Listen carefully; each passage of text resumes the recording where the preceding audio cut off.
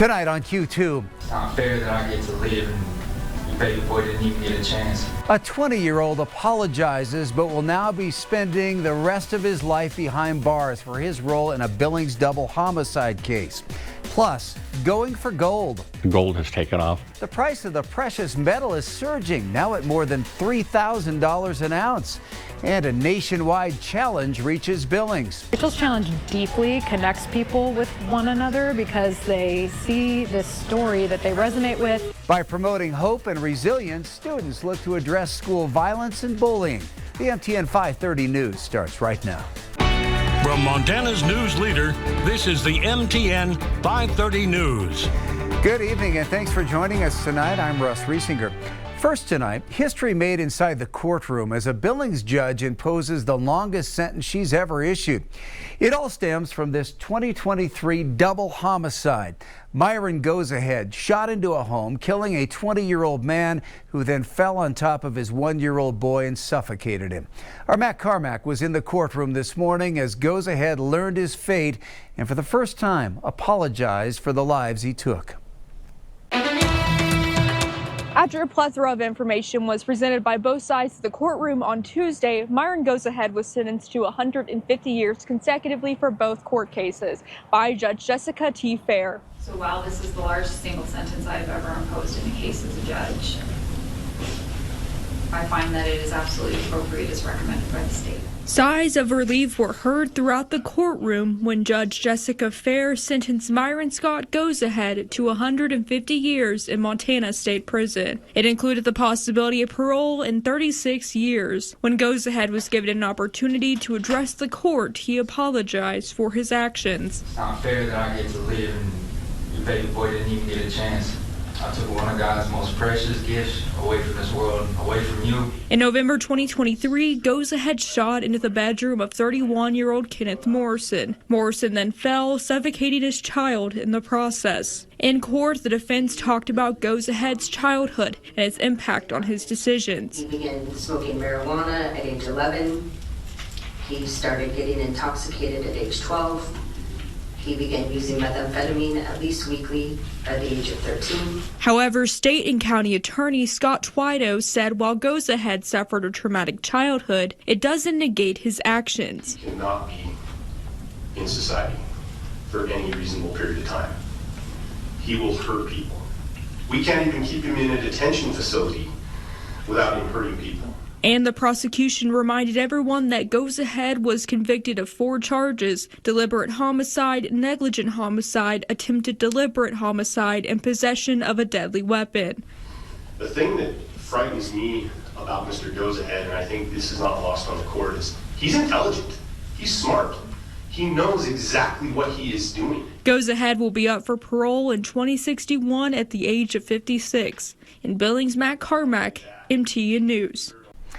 Another Billings man pleaded not guilty today to a charge of attempted deliberate homicide for an attack on his wife. 44-year-old Jesse John Strack was arrested Friday after police were sent to a home on Wyoming Avenue for a report of a possible overdose. Upon arriving, police found a 46-year-old woman unresponsive with a broken neck and her carotid arteries dissected. Strack claimed the woman had hit him several times before her injuries occurred and suggested she likely fell. Strack said he found her by a bathtub and tried to revive her with water before calling 911. However, detectives quickly determined her injuries did not align with an overdose.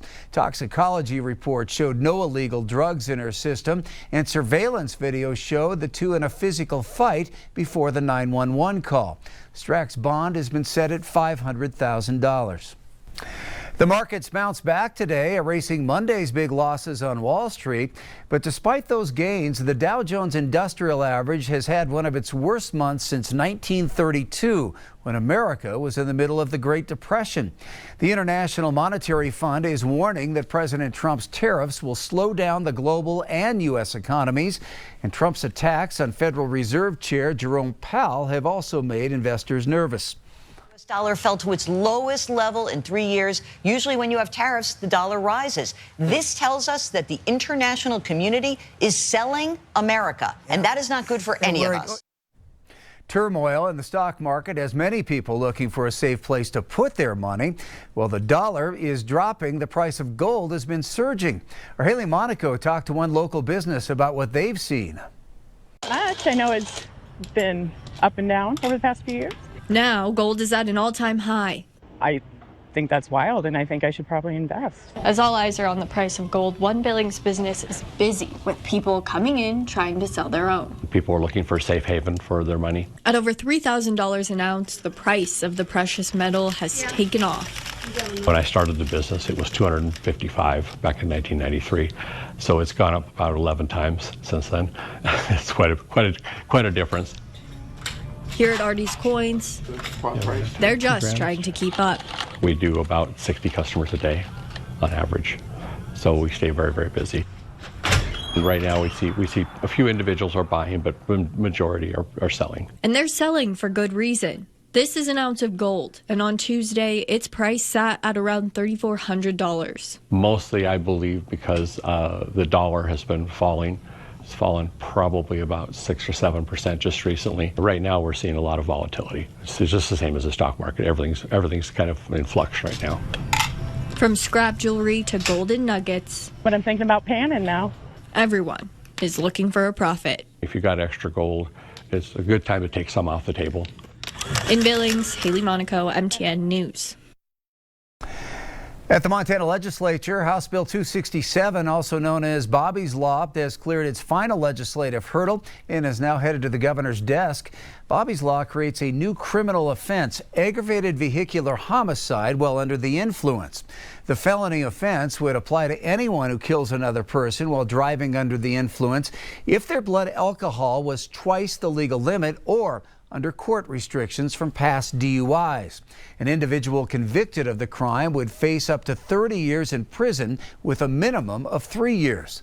The law is named after Bobby Dubry, who was celebrating his 21st birthday in March of 2023 when he was hit and killed by a drunk driver outside of Columbia Falls.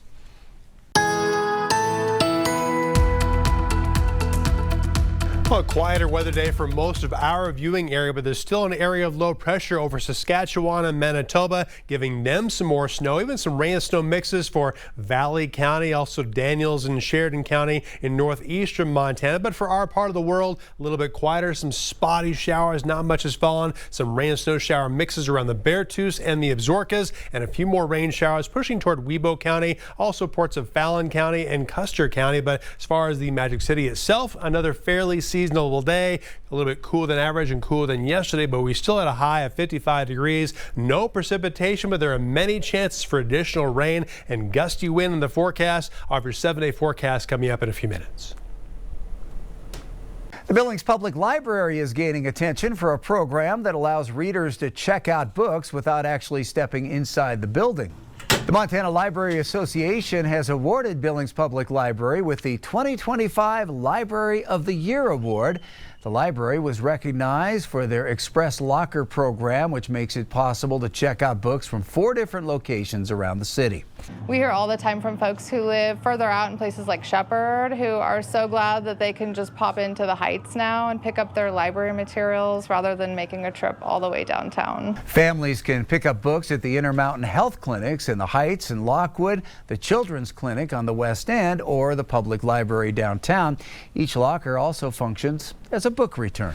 And excitement is in the air. The Special Olympics Montana getting ready for the return of the state games in Billings. I do have family members who have participated in Special Olympics, and this has been one of the highlights of their lives. 15 volunteers gathered this morning sorting through 1,700 T-shirts for Special Olympics Montana athletes, unified partners, and registered volunteers. With so many volunteers on hand, they made quick work of the process, finishing in about 2 hours instead of the allotted 8 hours. One volunteer, Brittany Jensen, has been helping out at Special Olympics Montana for 8 years. She says she enjoys witnessing the resilience of the athletes and the support they have for each other. And Jensen has a special connection to the games. Her sister competed growing up. It's always been something that has been super meaningful to me, and it just makes me feel close to her when I get to volunteer and I get to see all the joy and the love of people. Special Olympics Montana will need more than 1,000 volunteers for the games, which run from May 14th through the 16th. If you're interested in volunteering, you can check out this story on ktvq.com and on our Q2 Facebook page.